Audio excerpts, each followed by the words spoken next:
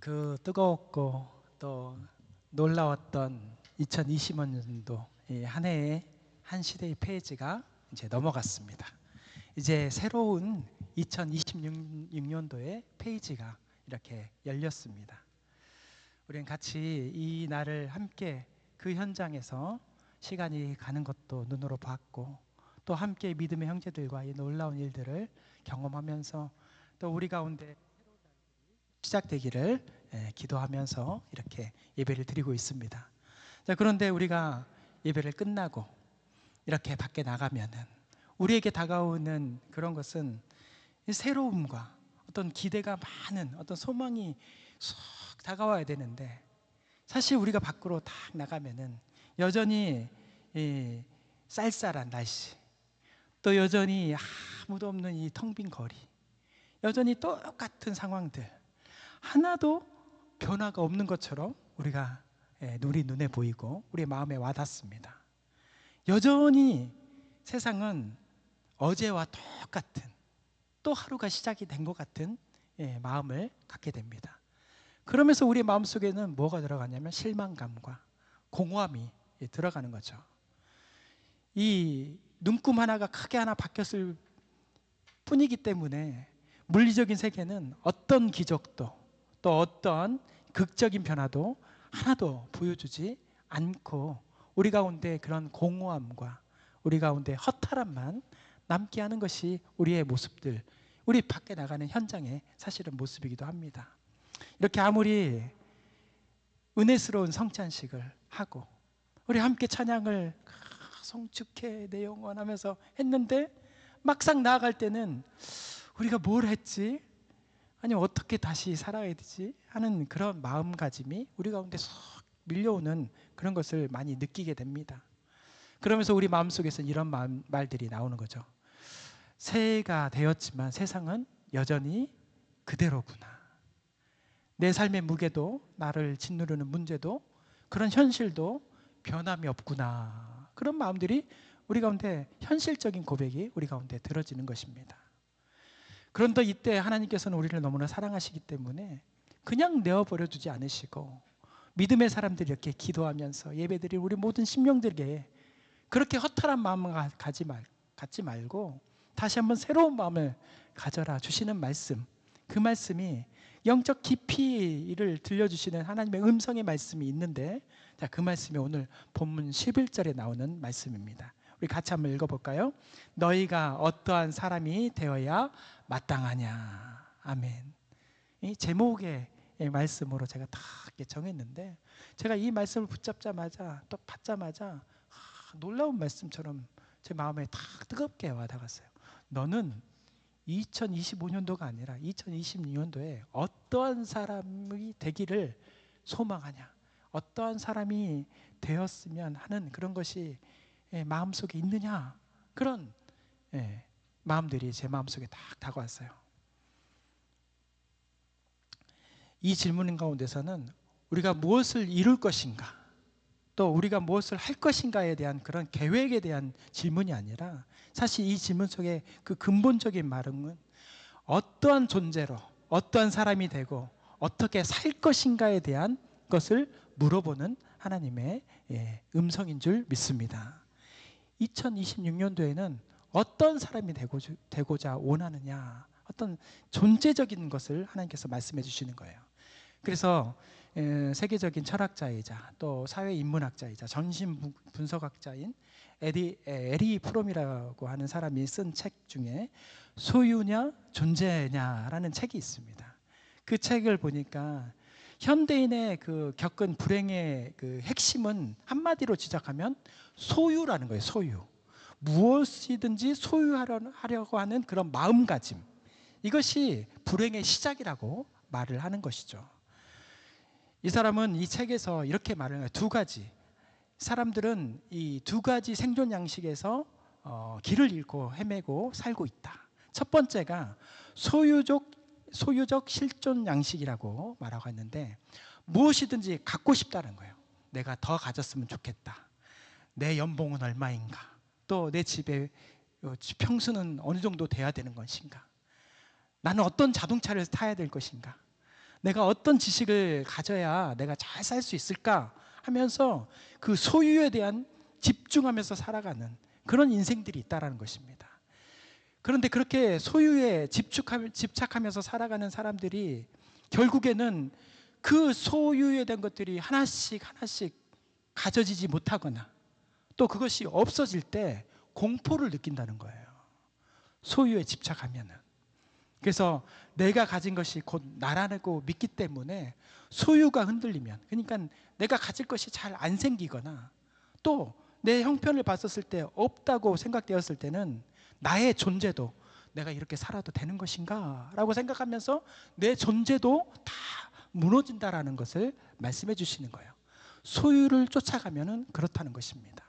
근데 반면에 이 존재적 실존 양식이라는 것을 쫓아가는 사람, 그러니까 내가 무엇을 가졌느냐라고 생각하는 것이 아니라 지금 내가 누구인가, 나는 어떤 존재인가, 나는 어떻게 살 것인가에 대한 것을 고민하고 내가 이제 이전보다 더 나은 모습으로 변화되는 삶을 살고자 원하고, 내가 다른 사람 앞에서 또 특별히 하나님 앞에서 내가 이러한 모습으로 살기를 소망합니다 하면서 그런 존재적인 것들에 대해서 집중하고 그것을 향해서 나아가는 사람, 그 사람으로 살아갔을 때 진정한 삶을 누리면서 기쁨으로 감사로 살아갈 수 있다라고 말을 해주는 내용의 책이 바로 이런 내용입니다.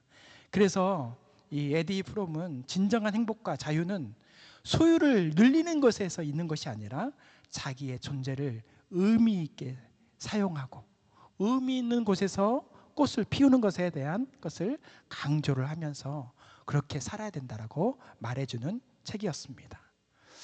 오늘 우리 사도 베드로를 통하여서 주신 이 질문, 너희가 어떤 사람이 되어야 마땅하냐라고, 이 질문이 바로 존재적인 것을 얘기하는 거예요. 나는 2025년도에 이렇게 살아왔고 또 새로운 2025년도를 기도하면서 맞이했지만 나는 하나도 변하지 않았다, 이런 상황이 사실 중요하지 않고, 진짜 중요한 것은 변하지 않는 세상 속에서 내가 어떤 모습으로 변하여서 살아갈 것인가.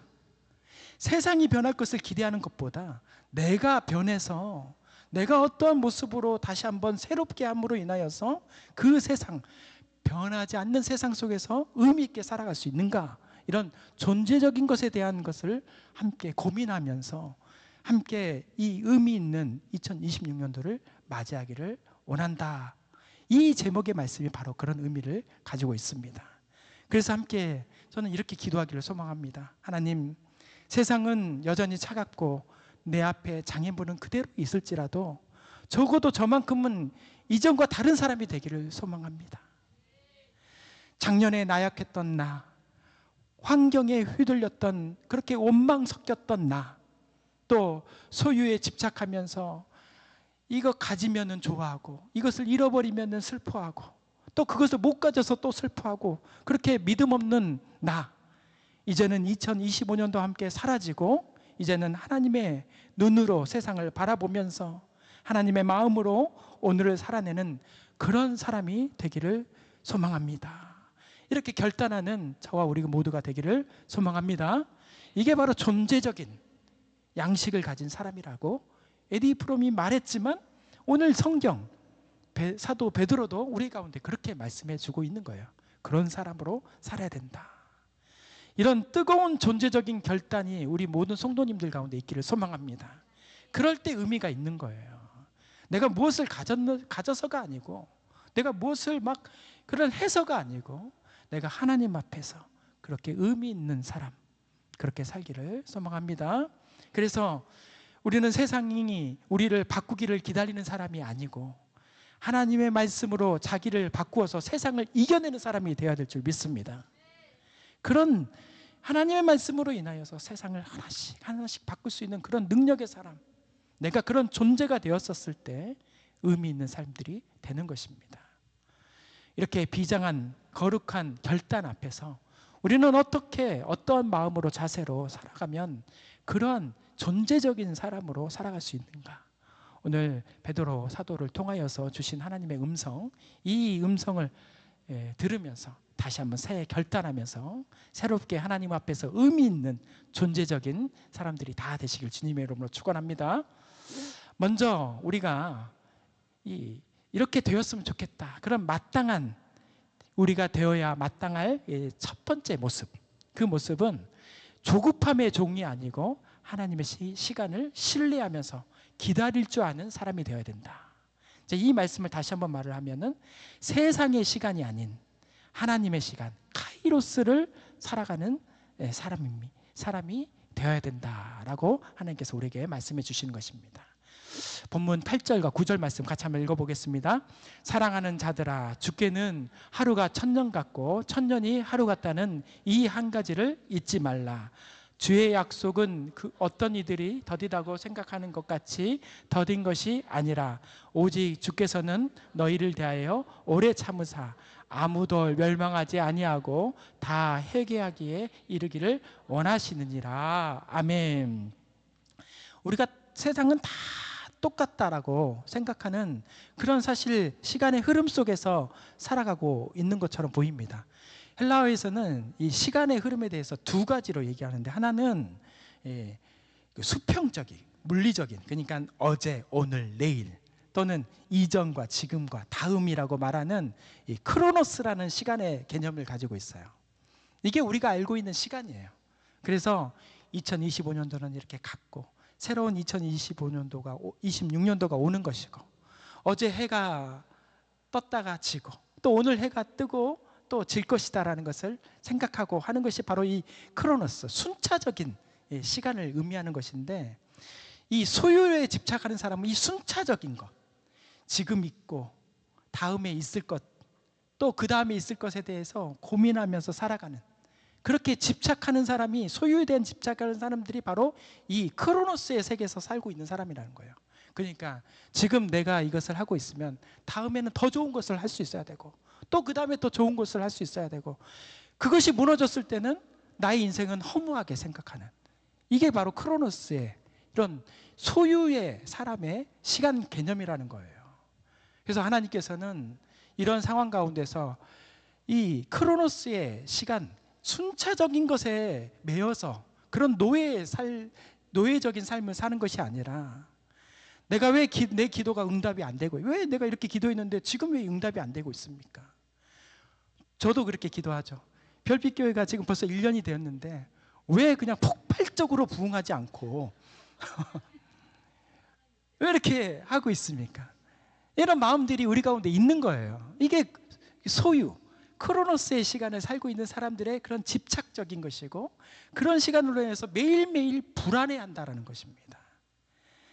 그런데 그렇게 매일매일 불안해하는 사람은 그런 순차적이고 소유적인 삶을 살고 있지만, 성경에서 말하고 있는 시간이라는 것은 카이로스라고 하는 것인데, 이것은 단순히 이게 흐름에 대한 시간이 아니고 목적과 의미가 개입되는, 하나님의 목적과 의미가 개입되는 그런 결정적인 시간, 그러니까 바로 그날과 그때가 있다라는 것을 말하는 것이 바로 카이로스라는 시간을 말씀해 주시는 것입니다. 오늘 본문의 8절 말씀에 보면은 베드로 사도가 이 카이로스의 시간에 대해서 이렇게 말을 하는데, 사랑하는 자들아, 주께는 하루가 천년 같고 천년이 하루 같다는 이 한 가지를 잊지 말라라고 말씀해 주신 거예요. 이게 무슨 말이에요? 천년이 하루 같고 하루가 천년 같다라는 이 말, 세상 사람은 도대체 이걸 이해할 수가 없어요. 왜냐하면 순차적으로 살아가는 사람들에게는. 그렇지만 그만큼 하나님의 때는 깊고 강력하고 의미가 있는 시간이 있다라는 것입니다. 그날이 있다, 그때가 있다라고 하나님께서 말씀해 주시는 거예요. 그날과 그때를 기대하면서 살아야 된다라고 말씀해 주시는 것입니다. 어쩌면은 지금 이 순간이 그날과 그때일 수 있다라고 말씀해 주시는 거예요. 여러분들은 지금 우리가 그냥 목사님이 그냥 송구영신 예배 하겠다니까 내가 이거 나와 있고, 또 매년 해왔으니까 우리가 송구영신 예배 참여했지만, 하나님은 지금 이때를 기다리고 있는지도 모르겠어요. 여러분들 마음 가운데 그래, 내가 그동안에 소유적인, 순차적인, 내가 이것이 내 기도대로 안 되면 그 다음에 어떻게 나는 살아야 돼, 어떻게 살아야 돼 라고 그렇게 살아왔던 것을 버리고 그날과 그때를 소망하면서 때로는 결단하지 못한 것을 결단하고 용서하지 못한 것들을 용서하고 감사하지 못했던 것들을 감사하는 그 시간, 이 시간을 기대하고 사모하고 지금을 소중하게 생각하고 여러분 마음 가운데 주신 하나님의 음성을 다시 한번 딱 마음에 갖고 그 마음으로 2026년도를 살아갈 때 하나님의 역사가 일어난다는 것입니다. 크로노스의 시간, 하나님의 때, 그날과 그때를 소망하면서 살아가는 저와 우리 모두가 되기를 소망합니다. 그래서 9절 말씀에 하나님께서는 그렇게 살아가는 사람들에게 주시는 말씀이 있어요. 아무도 멸망하지 않고 다 회개에 이르기를 원하신다. 하나님의 사랑은 이런 것입니다. 그냥 크로노스, 순차적이고 소유적이고 그렇게 살아가는 사람들에게는 멸망하고 또 어떤 부분 가운데 원망하고 어떤 가운데 실패하는 인생이 될 수밖에 없겠지만 하나님의 때와 하나님의 날을, 하나님께서 예비하신 그 날을 기대하면서 오늘이 그날인가? 오늘이 그때인가요? 하면서 날마다를 소중하게 생각하고 기대하는 사람들에게는 하나님께서는 그런 은혜의 점을 매일매일 찍어주신다는 거예요. 그래서 하나님께서는 아무도 멸망하지 않게 하고 다 회개에 이르러서 구원의 역사를 이루어 주신다. 지금의 모습이, 지금의 형편이 천국을 이룰 수 있도록 하나님께서 그렇게 기쁨으로 감사로 역사하신다. 믿으시길 바랍니다. 하나님께서 그렇게 카이로스의 사람들에게 주시는 하나님의 은혜라는 것입니다. 우리가 조급함을 내려놓고 하나님의 카이로스를 신뢰하면서 시작할 때 뻔한 날, 밖에 나가면은 그냥 변화가 없는 것처럼 보이는 그 순간이 다시 다가와서 하나님께서는 새로운 날, 새로운 기대의 소망의 날들을 펼쳐주시는 그런 장소로 바꿔주신다는 것입니다. 오늘 카이로스, 하나님의 날, 그때를 매일매일 기대하면서 소망하면서 나아가시는 저와 우리 모두가 되기를 소망합니다. 자, 두 번째로 우리 마음 가운데서 가져야 될 것, 그것은 무너지고 사라질 세상 속에서 영원한 가치를 붙드는 거룩한 사람이 되어야 된다라고 하나님께서 말씀해 주신 것입니다. 오늘 10절, 12절 말씀 우리 같이 한번 좀 길지만 같이 읽어보겠습니다. 그러나 주의 날이 도둑같이 오리니 그날에는 하늘이 큰 소리로 떠나가고 물질이 뜨거운 불에 풀어지고 땅과 그 중에 있는 모든 일이 드러나리로다. 이 모든 것이 이렇게 풀어지리니 너희가 어떠한 사람이 되어야 마땅하냐. 거룩한 행실과 경건함으로 하나님의 날이 임하기를 바라보고 간절히 사모하라. 그날에 하늘이 불에 타서 풀어지고 물질이 뜨거운 불에 녹아지려니와. 아멘. 사도 바울이 이 장차 그의 날, 또 주님께서 오시는 그 심판의 날, 다시 오실 그 예수 그리스도께서 다시 오는 그 날을 풍경적으로 이렇게 묘사하는 것이 있는데 너무너무 충격적이에요. 뭐라고 표현하면 모든 것이 다 사라진다. 하늘도 사라지고 또 만물이 기초가 되고 있는 모든 물질이 다 불에 녹아서 타버리고 녹아져 버린다, 사라져 버린다. 그런 날들이 온다라는 것입니다. 너무너무 무시무시하지 않습니까? 네. 뜨거운 불에 살짝 데워도 너무 아픈데 다 모든 물질이 타서 없어지는 그런 날들이 온다는 것입니다. 이건 하나님의 말씀이에요. 여러분들에게 무서움을 주고자 원하시는 하나님의 말씀은 아니고요. 이 말씀은 어떤 의미냐? 지금 사라질 것에 대해서 너무 연연하지 말아라. 영원한 것을 사모해라. 허무하게 사라질 것을 기대하고 그것만 쫓아가는 인생이 아니라 영원할 것을 기대하면서 사모해라 라고 하시는 말씀입니다. 무서워하지 말라라고 무서워하라 말씀하시는 공포를 주고자 원하시는 말씀은 아니고 우리 가운데 다시 한번 영원할 것을 소망하면서 살아가라 하시고 주시는 말씀인 거죠. 하나님께서는 우리의 인생들 가운데에서 허무하게 사라질 것을 그 소유의 마음에 둔다면은 그 세상 가운데서 세상이 흔들릴 때 우리의 마음들도 흔들린다는 것입니다. 우리가 이것을 갖고 싶었었는데 내가 그것을 가지지 못했을 때 그 마음이 흔들려 버리고 하나님께서 나에게 은혜를 주지 않으실란가 봐. 내가 이렇게 기도를 많이 했는데 왜 나에게는 이런 은혜가 없을까? 그런 가운데서 다 흔들려 버린 거예요. 믿음이 바로 그렇게 흔들린다는 거예요. 소유 속에서 살고 있는 모든 사람들에게는 그러한 것이 있는 것입니다. 그런데 오늘 10절 말씀을 통하여서 하나님께서는 이렇게 말씀해 주십니다. 이 모든 것이 이렇게 풀어지리니 너희가 어떤 사람이 되어야 마땅하냐라고 오늘 가운데서 말씀해 주시는데, 이 말씀을 세번역 성경에서 다시 한번 말씀해 보면은 이렇게 모든 것이 녹아 버릴 터인데 여러분은 어떤 사람이 되어야 하겠습니까? 여러분들은 어떠한 사람이 되고자 원하십니까? 이 물음 앞에 대답해야 돼요. 나는 어떤 사람이 되어야 되겠습니까? 오늘 이 말씀 다음에 정확하게 명확한 답이 나오는데, 경건한 사람이 되라, 거룩한 사람이 되라, 하나님께서 말씀해 주시는 것입니다. 이것이 우리가 가져야 될 마음 자세이고 우리를 새롭게 할 것이라고 말씀해 주시는 것입니다. 거룩과 경건이 우리가 가져야 될 마음 자세라는 것입니다. 너무나 어렵죠. 경건한 삶, 거룩한 삶이 쉬운 삶이 아닙니다. 그러나 그 삶을 통해서 하나님께서는 우리 가운데 주시고자 원하시는 은혜가 있다는 것입니다. 사실 막연하게 이 거룩한 삶이 어렵고 경건한 삶이 어렵지만 돌이켜보면 어쩌면 쉬운 일일 수도 있어요. 내가 이것을 가져야 되는데 거짓으로 갖지 않고 정직하게 그것을 택할 때, 이게 거룩과 경건이라는 것입니다. 내가 용서하지 못하고 미워하면서 사는 것을 다 돌이켜서 다시 용서하고 사랑의 손을 내밀 때, 이것이 바로 거룩과 경건의 모습이란 것입니다. 다시 말해서 어떠한 상황 속에서도 예수를 선택할 때, 예수의 말씀대로 살아갈 때, 예수의 말씀을 증거하면서 살아갈 때, 그것이 바로 거룩과 경건이라고 하나님께서 말씀해 주시는 것입니다. 이렇게 살아갈 때 우리는 세상 속에서 침몰되지 않고 하나님의 은혜 가운데 살아갈 수 있는 것입니다. 스펄전 목사님이 그랬어요. 인생은 이 바다 위에 떠 있는 배와 같다라고 말을 합니다. 당연히 배는 바다 위에 떠 있어야 되네요. 그런데 그 배에 바닷물이 절대 들어가면 안 되는 거예요. 어떻게 돼요? 바닷물이 들어가면, 목사님 바닷물이 조금 들어가요. 그런 거 말고 배에 바닷물이 들어가면 침몰되는 거예요. 떠 있어야 되는 것이지 침몰돼서는 안 되는 것입니다. 인생이 그렇게 거룩과 경건한 삶을 살지 못하면 그 바닷물에 침몰되는 인생이 돼버리는 것입니다. 우리가 세상 속에서 살아갈 때 그렇게 될 때가 너무나 많아요. 저도 그렇고 우리 모두가 그렇습니다.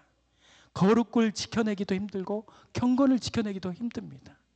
우리는 세상 위에 떠 있는 배와 같은 존재가 되어야 되는데 그 속에 잠수해버리면 안 되는 것이죠. 세상 속에서 소유하면서 세상의 소유를 쫓아가는 삶이 바로 경건과 거룩을 하지 못하는 그런 삶을 살아가고, 그러므로 인하여서 결국 침몰되는 인생이 되고 마는 것입니다. 다시 한번 하나님 말씀 가운데 거룩함으로 나가고 어떠한 상황 속에서도 예수를 선택할 때 우리는 경건하고 거룩한 줄 믿습니다. 그렇게 살아가는 저와 우리 모두가 되시기를 소망합니다. 2025년도 제가 그렇게 우리가 살아왔더라도 이제 하나님 2026년도에는 어떠한 상황 속에서도 예수를 선택하게 하여 주옵소서. 예수님께서 말씀하신 대로 사랑하라고 했으면 사랑하고, 용서하라고 했으면 좀 용서하고, 좀 제발 그랬으면 좀 좋겠어요. 네, 용서하시길 바랍니다. 다 손잡고 사시길 바라요. 이 자그마한 공동체 가운데서도 그런 것들이 안 이루어지면은 도대체 어디 가서 그런 것들을 이룰 수가 있겠습니까?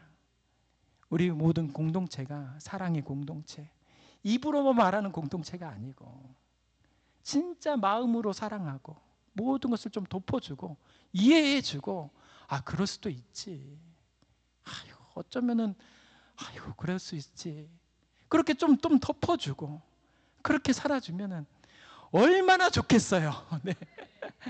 그러면 바로 여기가 천국이 될 거예요. 여기서 천국을 누려야지 어디 가서 누리시겠어요. 지금의 천국의 모습을 통하여서, 우리 별빛교회의 천국을 통하여서 가정에서도 이루어 가시고 또 다른 공동체에서도 그렇게 천국을 이루어 가시길 바랍니다. 여기서 천국 연습을 하셔야 돼요. 안 되는 것도 좀 되게 하고, 또 좀 손을 내밀어 잡아주고, 좀 끌어안아주고, 그렇게 됨으로 인하여서 우리 별빛교회가 하나가 됨으로 인하여서, 우리가 우리만 잘 재밌자고 지금 하는 게 아니잖아요. 카페 잘해보자고 지금 모인 게 아니잖아요. 커피 하루에 100잔 팔자고 하는 게 아니잖아요. 제가 하고 싶은 건 교회를 이루고 싶습니다. 사랑의 공동체를 이루고 싶습니다. 티라미수가 중요한 게 아니에요. 뭐 다른 게 중요한 게 아니에요. 정말로 사랑이 중요한 것입니다. 그거 하면서 서로 따뜻해지고 하나님의 복음을 전하는 그런 믿음의 공동체, 그런 공동체로 살아가는 우리 모두가 되시길 바랍니다.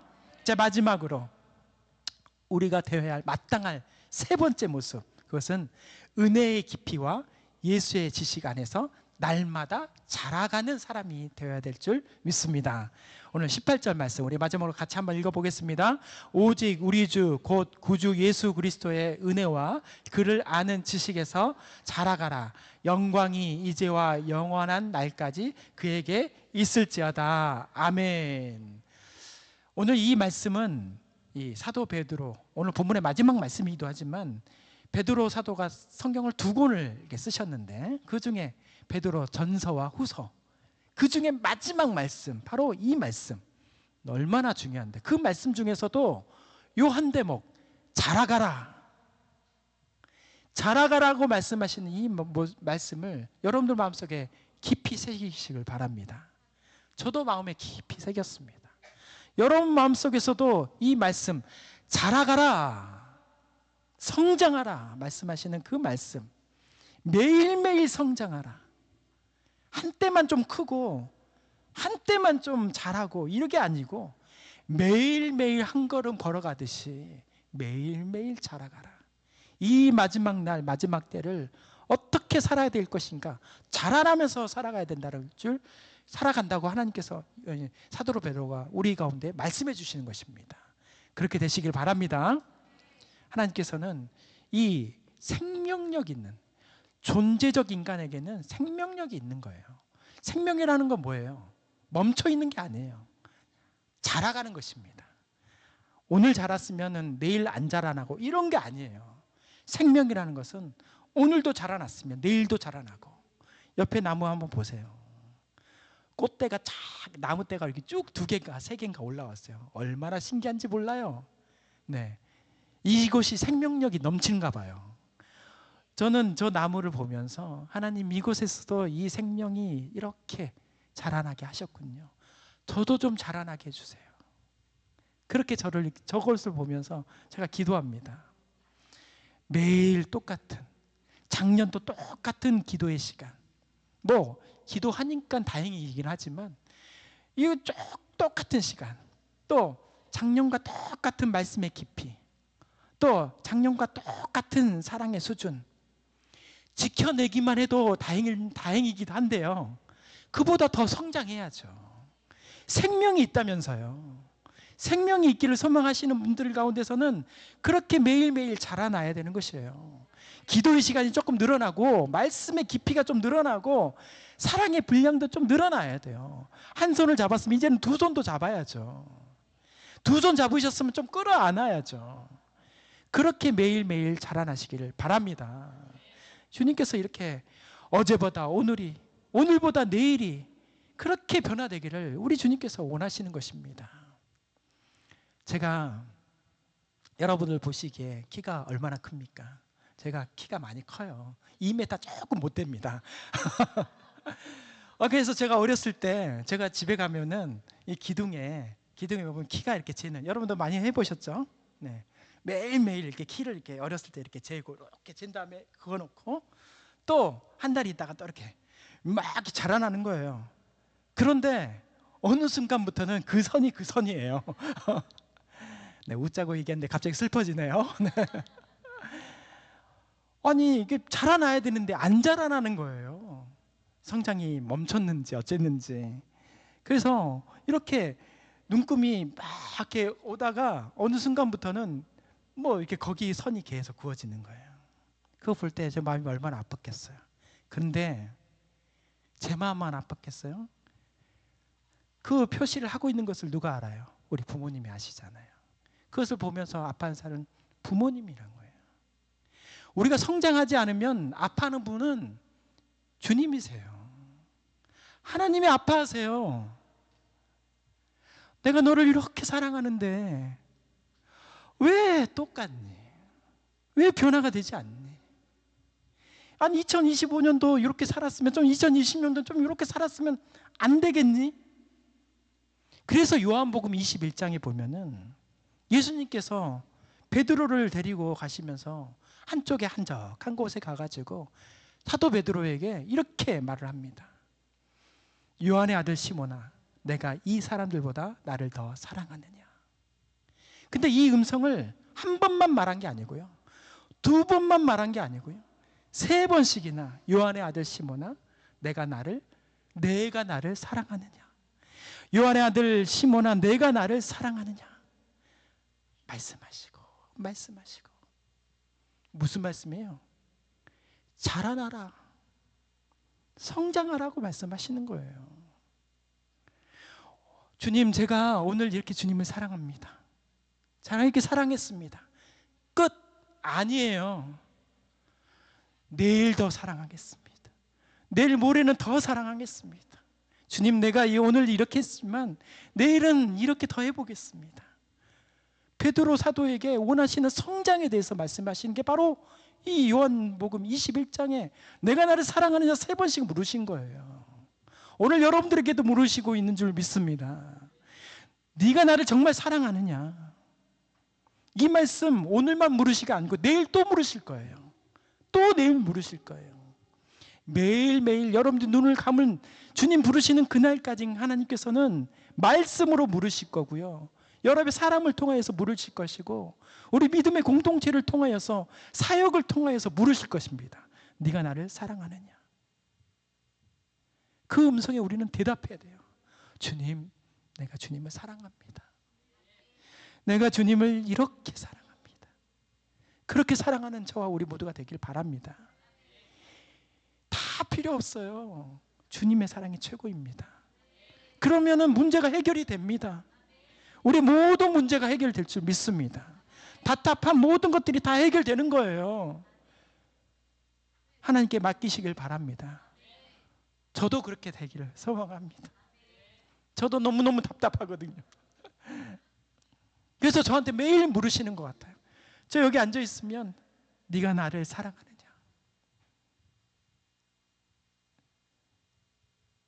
사도 베드로를 데리고 가셔가지고 우리 주님이 얼마나 마음이 아팠겠어요. 설마 네가 나를 배신할 줄 몰랐다. 그런데 막 책망하지 않으시고 베드로를 한적한 곳에 가셔서 요한복음 20장에서도 끝날 수 있는 그 말씀을 굳이 한 장 더 쓰셔가지고 요한복음 21장에 한 장을 더 쓰면서 베드로 사도를 회복하게 하시는 하나님의 사랑, 그 사랑의 페이지가 여러분들의 페이지가 되기를 소망합니다. 요한복음 21장 그 사랑의 페이지를 써나가시는 귀한 2026년도 되시기를 주님의 이름으로 축원합니다.